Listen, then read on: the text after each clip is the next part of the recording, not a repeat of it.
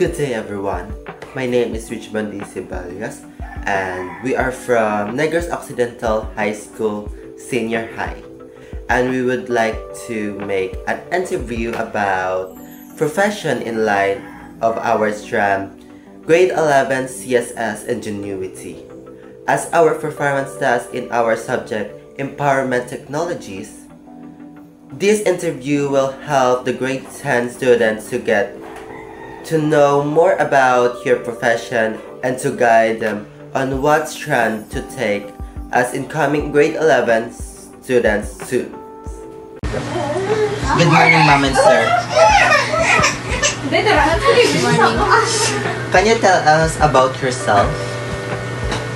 I'm Nelly Rosie, currently working sa isang IT company. 8 years experience sa field sang software QA, software quality assurance engineer. Ay, ako galing si Jobin. Manong ni Raisa, wala na. IT. Next question. Tell us about your profession. As a software QA engineer, kinahanglan mo mag-test sa isa ka application to make sure nga may quality gid ang inyong product or application. Hindi lang siya test nga makakita ka sang bugs, kundi may quality sa inyong products. Mambago ang sa IT. Tinanglan yung longgo niya o hindi? Bis ka na lang? Job description mo. Alam ko galing ng IT. Nagsugod sa developer lang. Developer. Kusang mambago lang sa developer. Ang programming good lagi na iya. Pero kung ginaintindi mo, bramo kaya mo na. Next, what are the different things you are doing? Meeting. And then Sa isa ka adlaw, mayara ka mo ginatawag nga daily scrum meeting. Then, mayara man niya sprint planning. Then, mayara ka mo sa QA, mayara ka mo regression testing. Different types ng testing sa isa ka application.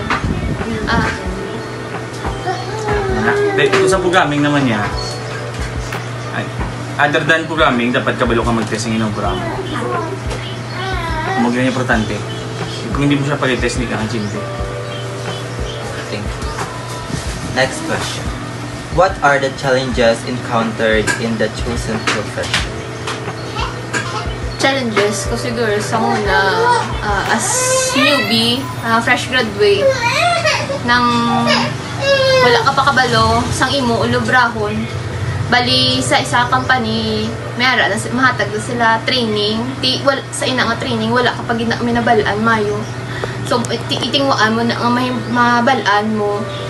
Then, sa next, once mabalaan mo na, ng gagabudlay ang imo nga ubra, tungod sari-sari ng mga projects ang imo nga makaptan.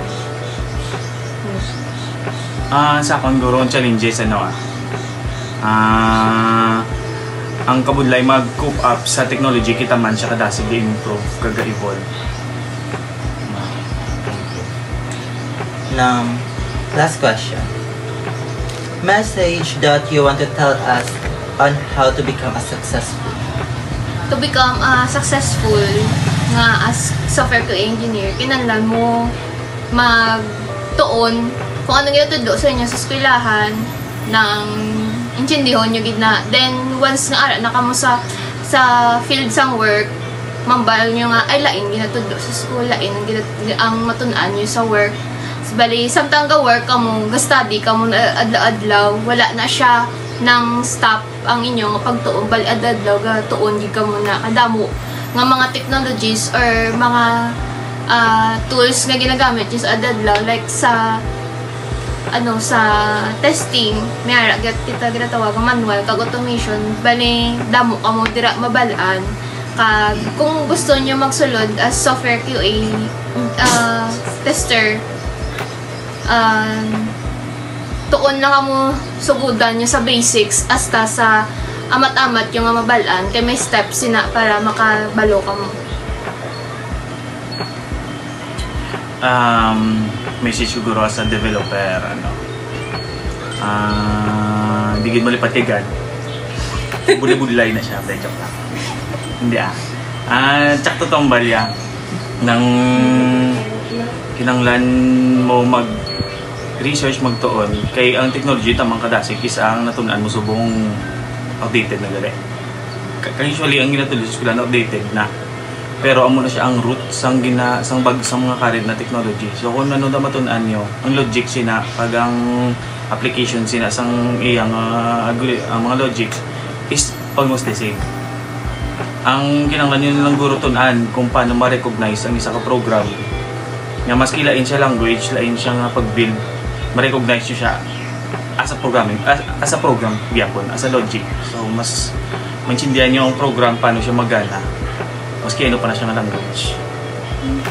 Basta, muna, intindihan nyo lang kag taon, research lang kung may gusto kong matunan.